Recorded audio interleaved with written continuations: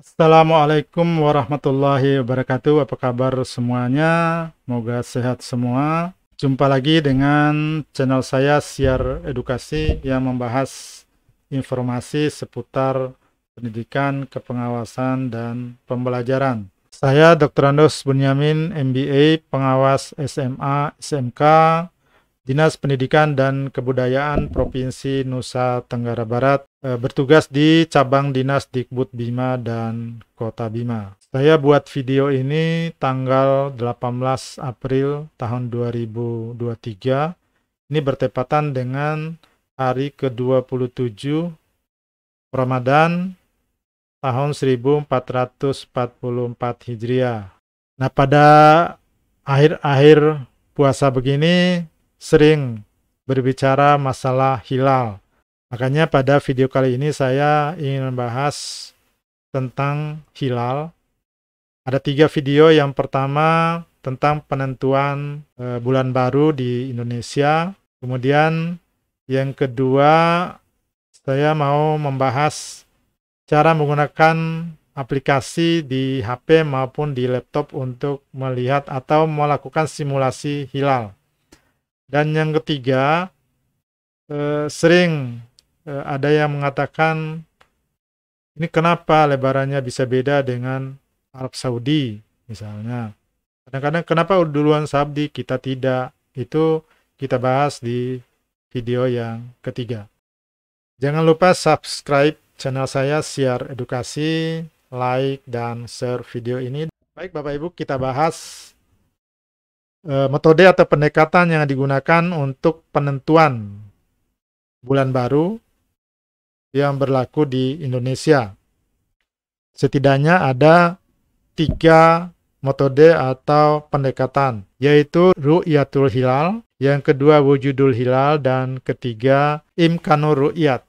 Yang pertama, Ru'yatul Hilal. Itu kriteria penentu awal bulan kalender Hijriah dengan cara meru'yah atau mengamati hilal atau bulan sabit baru secara langsung, baik mata langsung ataupun menggunakan teropong.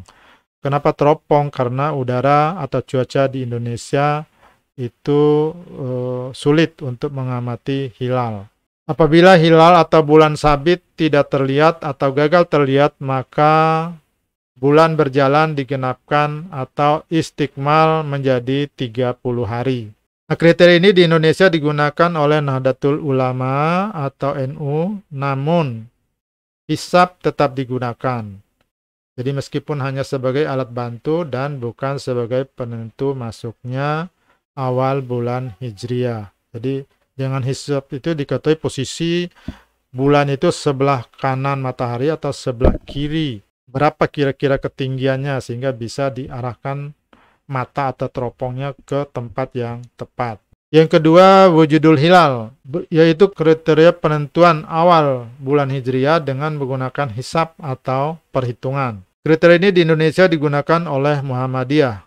Muhammadiyah mengacu pada gerak faktual bulan di langit, sehingga bermula dan berakhirnya bulan Komariah berdasarkan pada kedudukan atau perjalanan bulan tersebut dan berdasarkan kondisi bulan dan matahari pada saat itu. Dalam ketentuan ini, bulan baru dimulai apabila pada hari ke-29 berjalan saat matahari terbenam terpenuhi 3 syarat. Yang pertama, telah terjadi istimak atau konjungsi. Yang kedua, istimak terjadi sebelum matahari terbenam. Dan ketiga, pada saat matahari terbenam, bulan itu piringan atasnya masih di atas ufuk.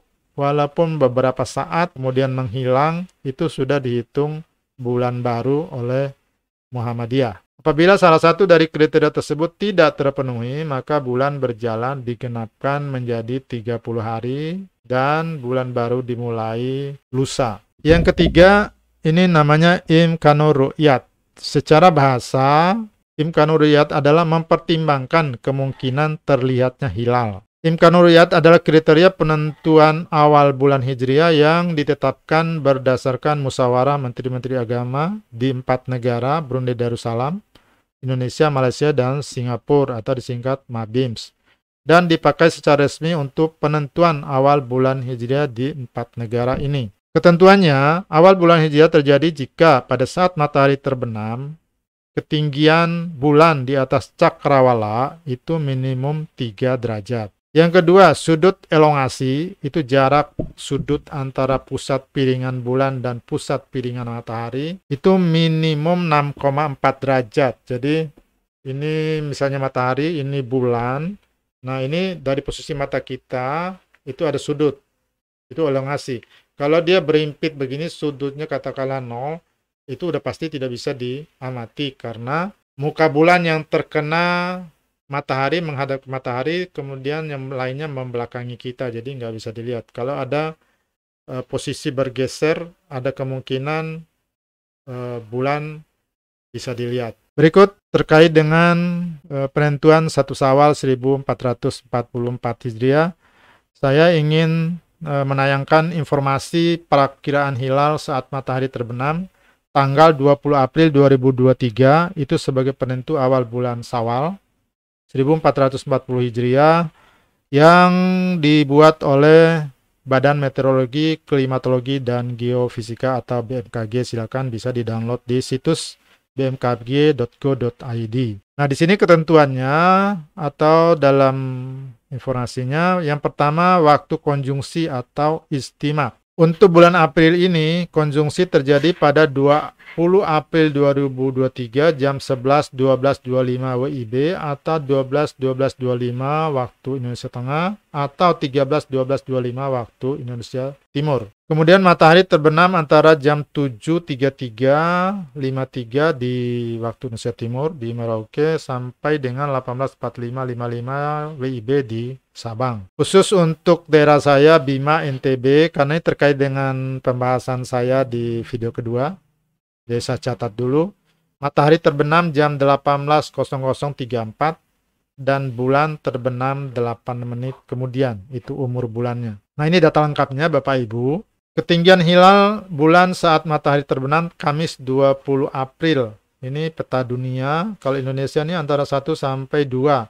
Nah, di wilayah Arab itu sekitar sini 4 sampai dengan 5 ya. Kalau sampai Maroko ini 6. Sini Maroko, ini Eropa. Ya, masuk. Sedangkan di Amerika ini sudah hari berikutnya tentunya sudah lebih tinggi lagi. Nah, lebih detailnya untuk Indonesia ketinggian hilal saat matahari terbenam di Papua itu 0,75 sampai dengan di Aceh kurang lebih 2,25. Jadi ini masih di bawah ketentuan MABIMS yang 3 derajat. Peta elongasi bulan saat matahari terbenam, itu kalau waktu dunia ini dari 1 sampai dengan 12. Ya, di daerah Arab nih antara Arab Eropa ya 5 sampai dengan 7 dari sini. Nah, Indonesia lebih detailnya, elongasinya dari 1,5 sampai dengan 3.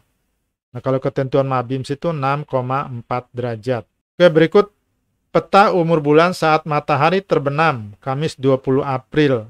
Kalau untuk peta dunia itu mulai dari 2 sampai dengan 26. Indonesia sekitar 5 sampai 7. Untuk wilayah Arab 12 sampai 14. Ya, sekitar sini. Kalau detailnya Indonesia dari 4,5 jam sampai dengan 7,5 jam. Kalau ketentuan MABIMS 8 jam. Jadi ini umur bulannya masih belum cukup dilihat dari sejak konjungsinya. Yang terakhir, peta lek. Lek ini maksudnya umur bulan setelah matahari terbenam sampai dia terbenam juga. Kalau di Indonesia sekitar 5 sampai 10. Kalau di Arab ini, kalau dari sini ke sini, itu mulai dari 20 sampai 30-an menit setelah matahari terbenam, bulan 30 menit kemudian baru terbenam. Jadi sudah cukup lama untuk bisa dilihat. Nah, gimana dengan Indonesia secara detailnya? Umurnya itu mulai dari 5 menit sampai dengan 12 menit di Sumatera. Itu Bapak Ibu data dari BMKG.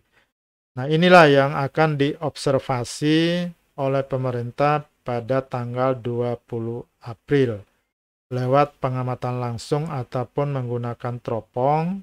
Dengan data-data ini, apakah hilal bisa terlihat atau tidak? Mari kita sama-sama menunggu keputusan pemerintah kalau memang kita belum yakin dengan keputusan Muhammadiyah. Itu penjelasan terkait dengan hilal, Bapak Ibu. Mohon maaf, saya bukan ahlinya, saya bercerita sebagai mantan guru fisika. Jangan lupa subscribe channel saya, Siar Edukasi, like dan share video ini, dan tonton video berikutnya, masih ada 2. Sekian, wassalamualaikum warahmatullahi wabarakatuh.